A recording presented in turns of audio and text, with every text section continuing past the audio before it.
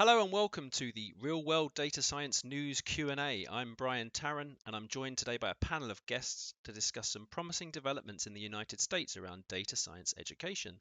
On the show today we have Zarek Drozda, Director of the Data Science for Everyone Coalition, Anna Bargagliotti, Graduate Program Director and Professor of Mathematics at the Seaver College of Science and Engineering, Loyola Marymount University, Christine Franklin, the American Statistical Association's K-12 Statistical Ambassador, and Steve Pierson, who is the ASA's Director of Science Policy. Welcome all. Thank you for joining us. Steve, I'd like to come to you first because it was one of your ASA science policy tweets that first drew my attention to this story. And that specifically was the tweet about the introduction of a new Data Science and Literacy Act in the US House of Representatives. Can you give our viewers an overview of that act and its significance to the data science education landscape, please? Happy to, Brian. And I also want to credit my colleague, Ed Wu, an ASA Science Policy Fellow who worked a lot on this and championed it.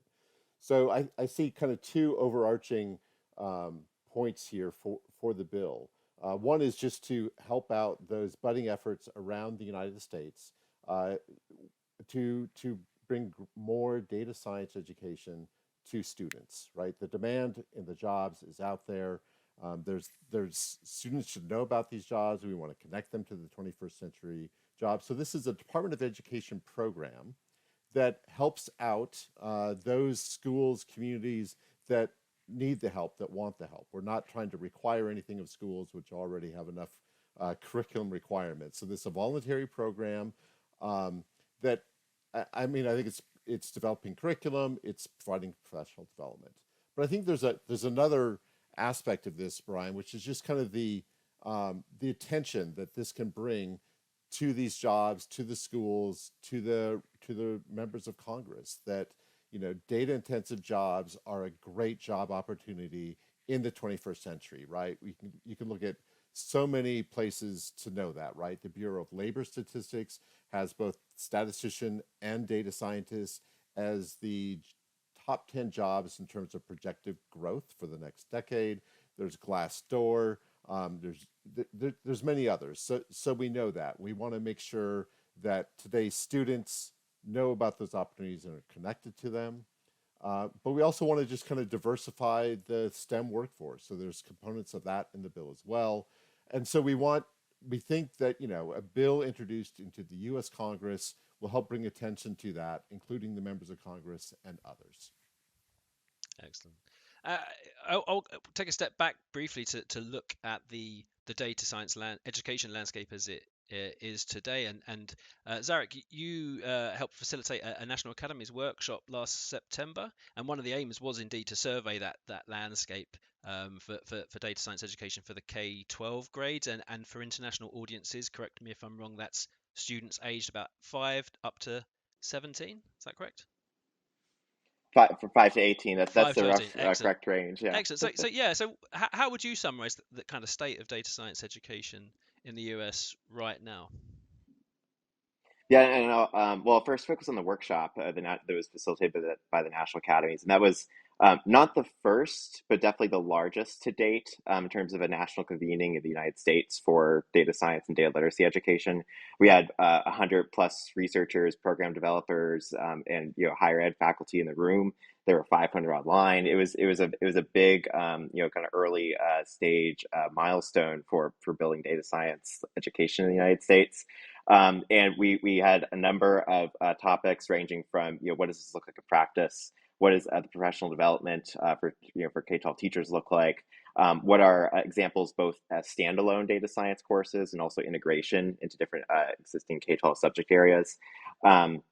And it was really a showcase of a lot of the curricula work that's been developed over the past, I don't know, 10, 15 years for building full-length data science high school courses, or for building lesson plans, or for building education classroom-specific software for data analysis that students can really get their head around.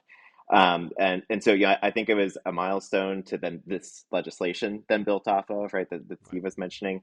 I'm glad that news of both the National Academies workshop and then the legislation and kind of the growing momentum here in the U.S. generally has made it across the pond. I think partially our social media game was strong enough, Yeah, which is exciting to hear. definitely. Yeah. But I also think it's just a testament to the energy for this space is really growing, right? Because it's career connected. I think it's so relevant to so many other emerging technologies, whether it's artificial intelligence or Chat GPT or cyber. And I think students, what came through really clearly in the workshop is that students really find this content relevant Mhm. because of its technology applications, and it seems so of the moment. Yeah. Well, certainly. I mean, you talked about jumping across the pond. So 2 weeks ago now, it might have been three. I attended a meeting, a discussion around what they refer to as the digital skills gap in the UK, and I left that meeting feeling very much like what they were talking about, defining as digital skills were data science skills. And so when I saw that there was this Data Science and Literacy Act, I thought, well, here's something that hopefully other places like the UK can learn from. So Anna, you participated, didn't you, in the workshop? So do you mind sort of giving us an overview of the data science landscape as it is now? Sure. Absolutely. So I think in the United States at the moment, I think we're at a spot where the different states are sort of moving. And in the United States, each state has their own Department of Education. So they're not federal standards; they are state standards. And in a lot of states, those standards are being revised and to include data science standards. And those discussions are moving pretty quickly, with some states already approving, other states implementing this coming fall, for example, and other states that are still in the process of sort of starting that. But it's exciting. The other thing that's really been happening is trying to understand what curriculum should look like in K-12 in particular. And the Gaze report, like you mentioned before, has lays out a nice sort of example of what this should look like at the elementary, middle school, and high school levels, and can be used sort of as an anchor point for states looking at what they should be doing. I would say at the university level, at the what we call the 12-16 level in the U.S., we are pretty good. There are many data science programs and majors and minors across the United States, and they are quite strong. There's more and more that pop up, and overall, those majors and minors look pretty similar from university to university. And those students are coming out with a good skill set, and they are all finding jobs. As Steve mentioned, the job growth is there. And students are feeling quite prepared when they go into the job growth. So I think where the university level has sort of been well articulated and well defined at the moment, the K-12 level is still sort of in flux of trying to figure out what should be there. And part of that has to do also with teacher preparation, is trying to understand what teachers should have and know in order to teach whatever these data science ideas are that are important for the K-12 level. The Gaze report makes some very, I think, concrete recommendations about what that should be, particularly being anchored in the statistical investigative process or problem solving process, and understanding how you can use questioning in that, and that being really a skill set that we are trying to promote in K-12 education, that then they use also at the university level if they continue in that way. And then just understanding that there's different large conceptions of data now. Data are not just numbers.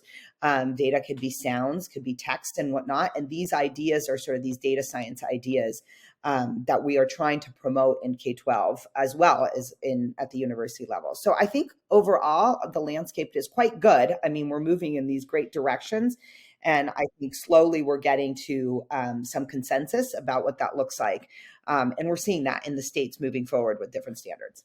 Excellent. And so you mentioned the Gaze report there, and that's the guidelines for assessment and instruction in statistics education. And of course, that was Correct. something you co-authored with Chris Franklin. Chris, I'd Correct. like to bring And you into the several others. yeah, yeah, of course. Yeah, I'd like to bring you into the conversation now, Chris. You and I have spoken a number of times over the years about Gaze, about statistics education and statistical literacy, and the challenges of delivering high quality education in data and statistics at all levels of the curriculum. I wanted to get your impression of what you think the big contributions are that this act will hopefully make towards improvement of the data science education landscape. Well, I was very excited to see this act, and I think one of the big impacts that I see is how it can help our state departments of education actually try to implement standards that we're seeing put in place right now in terms of statistics and data science. Uh, Teachers right now, most of our teachers in the U.S. schools, math teachers, have not had any formal training in statistics, or if they have, it's been maybe one course. They're very uncomfortable with trying to implement these standards, and it's just going to require a tremendous amount of professional development. It sounds easy in theory to deliver professional development, but very difficult in practice. And a big part of the difficulty of delivering professional development is funding to pay for this. Unfortunately, what I've seen is state departments of education will often implement these very nice standards in their curriculum, but then they've run out of money or they don't have sources of funding to where they can then think about the professional development of the teachers. So it's not only the professional development of the teachers, but also the curriculum that's going to support the standards that are put in place. Now, fortunately, ASA, for example, has just a wealth of open source resources that teachers can use. But then, how do the teachers know where to get it? How do they know how to implement it in the classroom? So, state departments are charged with trying to develop a framework of materials for their teachers. This takes money, this takes expertise. Um, so, not only that, but I think this bill can help with funding to allow state departments to do that. But professional development typically has been like week-long workshops, day workshops. Maybe they go online and do workshops. But really, for professional development to be successful, teachers need day-to-day support, which requires funding once again to provide that resource within schools and school systems to provide more of the day-to-day support that these teachers need. Um, and I think lastly, one thing that we don't think a lot about, but I'm hoping this bill will help, is the assessment that goes along with the curriculum that we're implementing for statistics and data science. Once again, that takes funding, that takes manpower support, and I'm really hoping that this bill can be a source that our state DOEs can turn to make their standards more successful with implementation. Yeah, Chris, when you were speaking there about providing professional development support for the teachers, it reminded me of when I was a primary school governor here in the UK a few months back, or a few years back, sorry, and we would always talk about maths education, trying to improve maths education, and I think the teacher confidence to deliver the math curriculum was always the issue that we run up against. So having Yes, support, having resources, having people that can go in and help, that changes the dynamic, I think, for teachers, and certainly equips them to deliver on on that vision of data science education and statistical literacy for all, which is something that we've spoke about before, right? that's exactly That you right. that's your vision for where we get to as a society. Um, Well, I think one thing Zarek, else, oh, sorry, Chris. one other thing we need to remember, it's not just the teachers that need our support, it's also the teacher educators that Yes, are sorry, yeah. preparing our school level teachers. And we need to keep that at the top of the list of priorities because most of our teacher educators recognize that our school level teachers need this support, but they are in a similar situation to where they don't know exactly what they need to do. And so we've got kind of two big spots here that we need to work on for professional development, and it's going to take a lot of time and effort.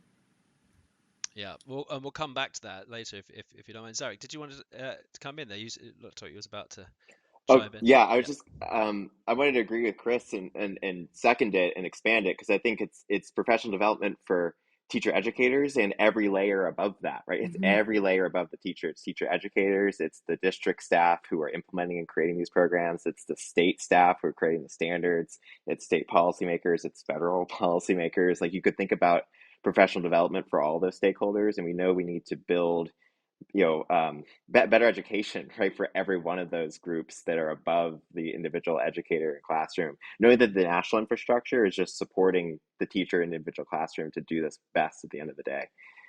So we think about that in terms of there's a whole system that needs to move here. I think, and that's an important point to note, I think, because I go back to that digital skills workshop I was at, and one of the questions that came up from the chair was, what one thing can I take back to the Secretary of State to say we need to add this to the curriculum? But it's not one thing, is it? Right. It's a whole system, as you say, Zarek. So I did want to ask you a bit about the organization that you're a part of. You have a coalition called Data Science for Everyone. Um, to what extent was you involved in the kind of shaping of this bill? And you've obviously welcomed it, and you're excited about the potential. And how much work do you see as being left to do to kind of get it over the line and get it into application? Sure. Well, just a very quick background on DS4E. We're a national initiative and coalition, as you said, based at the University of Chicago here in the States. We've been putting together a community of education researchers and K-12 system leaders to advance policy and advance awareness and advance the case making, right, for why data science and data literacy and statistical acumen is so important in this day and age. And we're really working across the K-12 system, which is very decentralized in the U.S., to try to forward those goals. As I think about next steps and what's needed, again, just redouble what Chris said. We need more funding. We did some to give you an example. So when computer science was being built out as a new school subject in the States, they spent somewhere in the range of, I don't know, $3 to $4 billion over 15 years to build an entirely new school subject. Um, we're not necessarily doing that here, right? We're not necessarily building out a whole new school subject. I think we're really, at least our group has been much more focused on how can we integrate and upskill teachers in K-12 math or K-12 science or K-12 social studies, right? And integrate these concepts into the existing K-12 ecosystem, working with the different subject societies. So this bill is a first really great milestone, but we know we're going to have to call on state legislators to pass appropriations at the state level to fund teacher support locally. We're going to have to call on schools and districts, right, to help give teachers time to be able to implement these classroom experiences. And we're going to need more research, right? So this bill calls for grant programs to state and local partners to create. But I think we also need more funding for NSF and IES, the two kind of education research bodies in the US at the national level, to fund things like student assessment. Or to fund accommodations for students with disabilities to be able to access the technology for data science software. There's a lot more R&D work that also has to happen to bring down the adoption costs over time for doing this type of work, and making sure that every student, regardless of their background, can benefit from these skill areas and upskilling in this space. And I think the last thing I would say is that we know we also need to work on teacher confidence, right? And I think it's both teacher confidence with statistics, right, and probabilistic thinking, and it's also the confidence with the technology, which is brand new, right? Most classrooms in the U.S. have not been using spreadsheets, even though most workplaces do, let alone R, Python, SQL, any of the more kind of modern computational tools Yep. that are used in modern day statistics. And so we have a lot of work on that front to do as well. Okay. And so if I've understood it correctly, there's about 50 million over 5 years that is being asked for in this bill. But that's from what you're saying, am I correct in thinking that's just a kind of a small part of what's needed to completely deliver on your goals, right? It is a first step, Right. an important one, Yeah. but a first step. So and longer term, do you head towards the billions territory like in the computer science space, or is it a little less demanding of finances and resources than that, do you think? I know it's hard to say to pin these things down, but At least from my angle, I'd love the group to jump in here. It's probably a little bit less demanding, but we know that in aggregate between federal, state, private, and local funding, we're going to have to create the necessary resources to make sure that our K-12 public education system can prepare students for, a world that's changing super fast. And the K-12 system moves super slow, right? And how it adapts to new content. And so really it's both about, what can we do to upskill data science, data literacy skills. It's also about how do we help the system just adapt faster as new technology comes out and leverage the importance of data in that. And Brian, I can jump in a little bit on the price tag, which when we were shopping around this bill, we didn't actually include like a cost per year for this because we know that that can be a very sensitive topic, and we were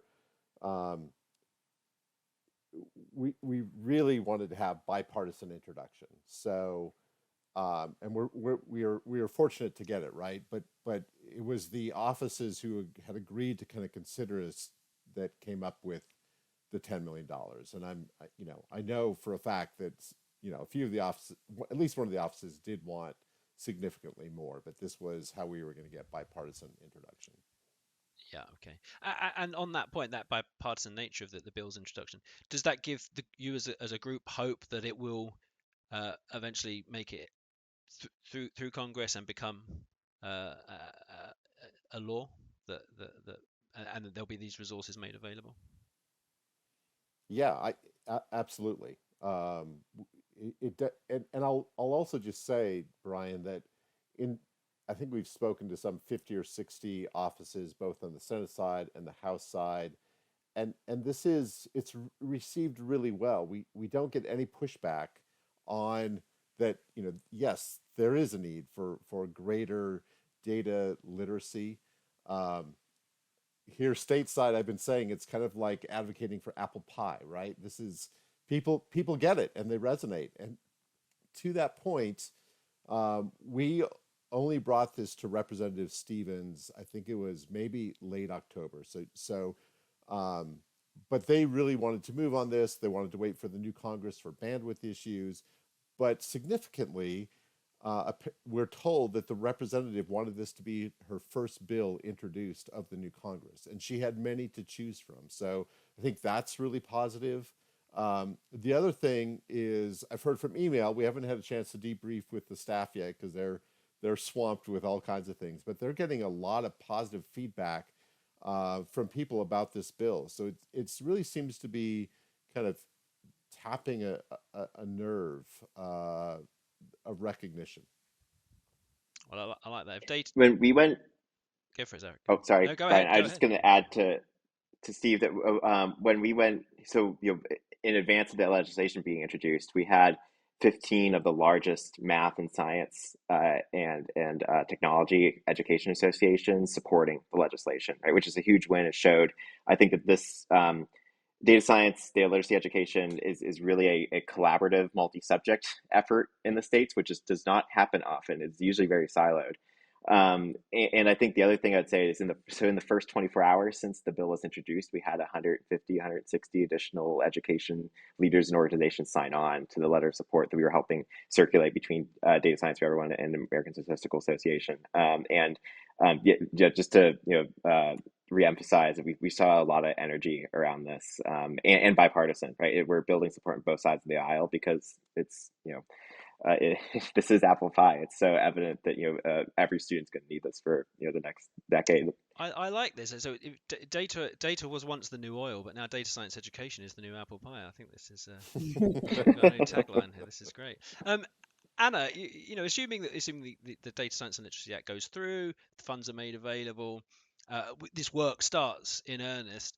What sort of timescales are we looking at? Do you think before we start to see the real world impact, in terms of teacher training, student outcomes, and then eventually, obviously, building this workforce that is so needed, that it's equipped with data literacy and data science skills?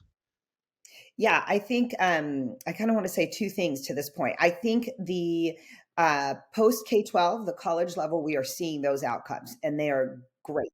And I think we are really that is, it feels very good. It feels like we've targeted the right things. It feels that students report back that they're excelling in their jobs, and doing great things. So I think that part is taken care of. I think at the K-12 level, what's harder is we're less nimble. Like Zarek mentioned, K-12 is just a beast to move. It's very difficult, and we're in a situation where the target of data science is changes every day, truly every day, for two real reasons. One is because the conceptualization of data changes every day. We can imagine today we think of data as text, but in probably a month, there's some other type of data that we haven't thought of that will emerge. And so now all of a sudden you're trying to teach pillars or concepts in K-12 that are actually a moving target. And then the other big thing is that changes pretty much every day is our capabilities for wrangling, visualizing, access to data, all that stuff is changing. And so at the university level, you're much more nimble because you're in these coursework and your students are very advanced and you can kind of move within those spaces and you can change a course at a time. At the K-12 level, we're much more prescribed and harder to move. So I think in terms of time frame, I think if we focus on the sort of large concepts and the baseline skill sets that we want to graduate students from K-12, I think we can move much quicker than getting into sort of the nitty gritty of a student needs to be able to program per se or something like that. Like I think more that statistical investigative process and those questioning, those types of ideas are really the crux of what K-12 looks like that then allows a university level to be more nimble. So for me, the time frame is, I think we have to we have to think about it differently as we're never going to arrive. It's not going to be like, oh, in 5 years this is completed. Are we reacting in the right way or are we sort of ahead of the game? And I think we can get ahead of the game if we go to the concepts, and that idea instead of thinking of topics that we're teaching. And I hope that with this, I have great hope for this bill. I think it's like everybody said, that this is just such a great first drop in the bucket with the apple pie that I think hopefully in the next few years, the states have been moved and then everybody will be doing some type of data science at the state level. And then it's like Chris mentioned before, moving the professional development, which is a big challenge. When you were speaking just there, Anna, and you were talking about the difference between what you're achieving at the college level versus the younger level, it made me think that this isn't just about providing a next generation of data science workers, right? It's about equipping everyone with the skills to be able to exist in a data science world. And this goes to the point that I think Chris and I have spoke about before, right? About being able to be, when you're confronted with data, being able to ask the right questions about that data. And so I think obviously to me that's where I think maybe the guidelines for assessment and instruction in statistics education seems a promising first step in the development of a data science, data literacy, statistics curricula. Do you see that needing to be obviously these things are always needing to be revised, right? But do you see that, Chris, as a kind of foundation on which the states can start to build and to move towards this vision that's laid down in the Act? Well, most definitely, and we've been real fortunate in the U.S. here that our states right now that are trying to implement more statistics and data science standards are going to the GAZE 2 document to use as a guiding document. And ASA has been very fortunate also to where these states, many of them have reached out to us to actually help advise them as they go through the process. I wanted to comment on follow up with something Anna said in terms of the timeline. As she was speaking, I thought about how when we were sending out our document for review with the GAZE 2, the updates, and we sent it out to probably about 20 to 25 different reviewers. We received more feedback than we knew what to do with. But many of the reviewers, very well respected people in the field, came back to us and said we were being way too ambitious with the GAZE 2 document, that In fact, so many states here in the U.S. were still back trying to implement the recommendations we made in the 2005 GAZE document. And our response was, we can't be writing for today. What our goal is to try to write a document to where 5-10 years from now, this is where we hope that our K through 12 system will be. And I've noticed this in working with other national documents, that I think the tendency oftentimes is to try to write a document for where we are now. And I think that we always need to, in terms of a timeline, think about 10 years down the road when we write the document. And it's hard to be visionary, but as Anna was saying, things are changing so quickly. I mean, the GAZE 2 document, I think the writers are all saying, oh, we should have included this, we should have included that, because since its publication in 2020, we're already seeing needed changes. So I think we're always going to be catching up to some degree. But as Anna said, I think the goal of these documents needs to be conceptual understanding. It needs to be that role of questioning. I like to say, I just want people to be healthy skeptics, to where when they see statistical information, they see data, they immediately start asking questions. They may not know the answers or know what the answers are supposed to be, but at least they're questioning. And I'll just add one really quick thing, Brian, if that's okay. Chris and I are about to embark on another ASA initiative, which is the revision of the SET report, which is the Statistics Education for Teachers report that the last publication was, oh my gosh, Chris, I can't remember even the date. 2015. I was going to say it's 2015. And the idea of the new report that we will be starting to write this year, along with some wonderful colleagues, is going to be to talk about the teacher preparation aspect of that in light of everything that's happened with statistics and data science in particular. What should that look like, and how could that be? So I just wanted to add that. Excellent. I also wanted to ask, again, maybe this is a question for Zarek. If we're talking about data science for everyone, what about people like me who have already finished their education? I mean, I know you can always learn. You know, every day is an opportunity to learn new things. But from your coalition's perspective, Zarek, what do you want to see happen so that that we're not leaving behind big chunks of the population? The older chunks of the population who haven't had the benefit of going through uh, this education system as it is now, let alone what it might be in 5 years' time, right? Yeah, Brian, it's a great question. And so I just came off a year of serving as a fellow in the U.S. Department of Education in IIS, and I had a lot of conversations with the program officer who is responsible for research, education research, and adult education about that subject. Right, and I think one of the themes that I learned from that work and from those conversations was this idea around fear of technology as it accelerates. It's really hard for people to deal with, ChatGPT, Dolly, AI, neural networks. The list goes like on, and it changes every month as we've discussed here.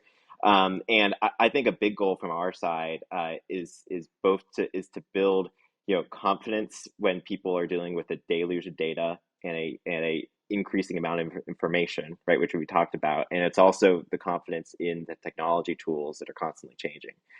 So I think as we think about a student K-12, we want to get them on a tool so they can be confident and switch to the next one when it comes out, because we know that technology integration is really critical. And the same thing is true for the adult learners, right? Or for the folks that are older. There is a wealth of online digital learning, online courses, asynchronous experiences to learn any coding languages, any programming language, any just software. It doesn't even have to be computation or coding intensive, right? It can just be spreadsheets or Tableau or some of the not too syntax heavy tools. And there's so much digital and e-learning opportunities for that.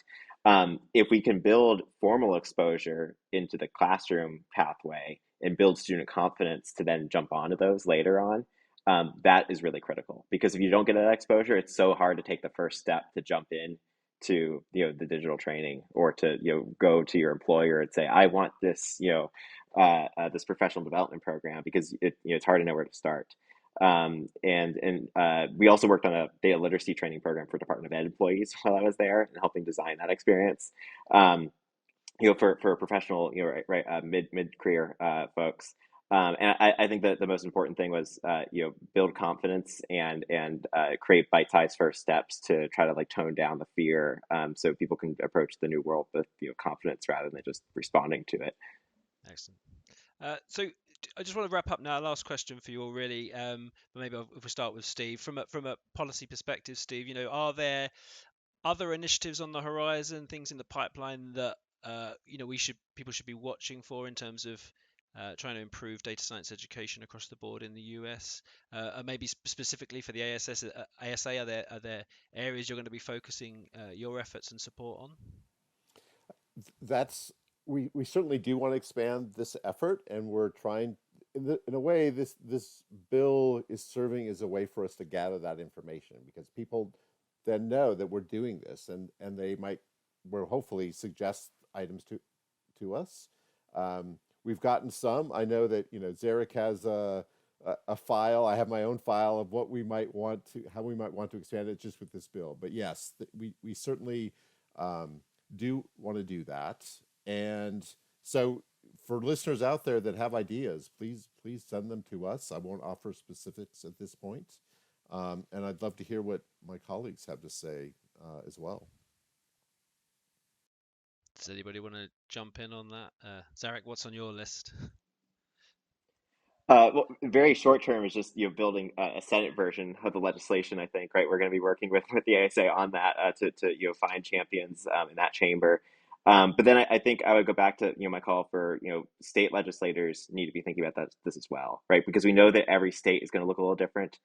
We're in a context right now where locally driven education solutions is going to be really important, and so we're going to have to build slightly different flavors of this all around the country. And we're going to need a lot of work from I think state and local champions to fund and help support and build these experiences that are so critical for students across the country. And are there, the point you mentioned earlier, Zarek, about this news crossing the pond and reaching me over here in the UK? Do you look elsewhere, outside the US and the UK for other good examples of where education systems are starting to integrate data science into the teaching at the earlier parts of the school curriculum and the school levels? I think Chris can probably jump in even more than me on this one, but definitely in New Zealand, our colleagues in New Zealand are fantastic, and they've been doing K-12 data science and statistics very well for many, many years. And Chris has some very close collaborators, so I'll hand it over to her on that, but I thought I'd mention it. Yes, I think that's one, when Steve says, how can we reach out? I think even beyond policy, a collaboration with international colleagues that have advanced their work in K through 12. I mean, I had the good fortune of having a Fulbright to New Zealand back in 2015, and just the inspiration, the wealth of knowledge that I obtained from there to bring back to the U.S. with our work here was phenomenal. Plus, we built up collaborations that we are continuing today. We have collaborations with people in the UK, for example, and other countries. I think the other thing I wanted to say, besides reaching out internationally, is that we as statisticians in the U.S. need to be doing more to help K through 12. And I think about my colleagues at the university in the statistics department, which I was part of. My colleagues, some of them actually worked with me to reach out to the math educators so that they could try to help with what needed to be done with the preparation of teachers. So I think statisticians need to become more involved, both practicing statisticians and academic statisticians, with helping educators at K through 12. And that includes trying to become involved with state departments of education as well, because that's really where things filter down to the local level in our school districts. So I would like to see somehow a structure put in place to make that happen more. And I'm hoping things such as this bill will bring that awareness to to practicing statisticians that this is really important and you need to become more aware of what's happening at K through 12 and become involved. To just add to what Chris is saying, I think it is so important for investment in the K-12 space. And Brian, I'll give you a sneak preview of a report that we were collating on international examples of data science and statistical education in K-12 and really serious investments that we've seen. I think Anna and Chris already mentioned some really great ones that have been long-running champions of this internationally. Our recent scan, Israel, their Ministry of Education doing a ton of work for data science, data literacy education. I've had so many conversations with them over Zoom. China added a standard semester for big data, statistics, coding, and modeling, and it's now also in their college entrance exam. There's examples in Germany, New Zealand, South Korea, Scotland. We're continuing to build the list. Frankly, in the UK, right, with core maths, you're seeing more integration of data and computational thinking into the curricular pathways there. I think in many ways the U.S. is behind, and as we introduce this bill, I think we should be messaging. There's a economic competition aspect to this, right? That it'll be really important for the U.S. to make investments in this area to frankly catch up to where I think other international peers are. Steve, you wanted to come in on that? I mean, you mentioned like someone coming in mid-career, right? And I think that is really important. But we've also kind of been talking about the other ways you can access this, right, in any part of your career, but you can also access data jobs, rural and urban. So we've been kind of selling that dimension, but also, just access in terms of diversifying the STEM workforce. We think that's really important. But it's also about degree level, right? We did a search for one member of Congress that had a major, I think it was a pharmaceutical in their district. And if you put in data, right, and thousands of jobs pop up for that company. And it's not just the PhDs, right? It's more entry level, the people who are what Zarek mentioned in terms of just accreditation, that you can enter in a lot of points. But I also want to just make point out one part of the bill which really singles out two-year colleges, which can help the mid-career people, the early career people, or others. And they face a lot of the same challenges as K through 12, right? Making sure that the instructors are upskilled, that they have a curriculum, but they also need the time to coordinate with their other, disciplines that are involved here. They need time to go to that local workforce. What do you need in terms of data science? And for those students that want to go on to a four-year degree, they need to make sure that there's a smooth pathway for those students. So there are provisions in the bill also for two-year colleges. And those would be my closing comments, Brian. Okay. Well, anybody else for some closing words, or should we wrap up on reminding everyone that data science education is the new apple pie? I can close us with something more philosophical, maybe. Please go for it. Yeah. To me, I think a nice way to think about it, or sort of a romantic way to think about it, is it's just data tell our stories, and they reflect what's happening in our world today, much like art around us in some ways. And a way to think about just data science education is just to think about what we need our data understanding to be at each point in time in our educational career or in our lives. And it's not static, it's an evolving thing. So you have to move sort of with the data that are being collected. Very good point. Thank you very much, Anna, Steve, Zarek, and Chris, for joining us to talk about the Data Science and Literacy Act. I'm sure there'll be much more to follow and update on as this act or bill winds its way through Congress. So we'll look forward to hearing more about that in due course. So thank you for joining us today. Thank you to those of you who are watching for joining us, and stay tuned at realworlddatascience.net for more news Q&As.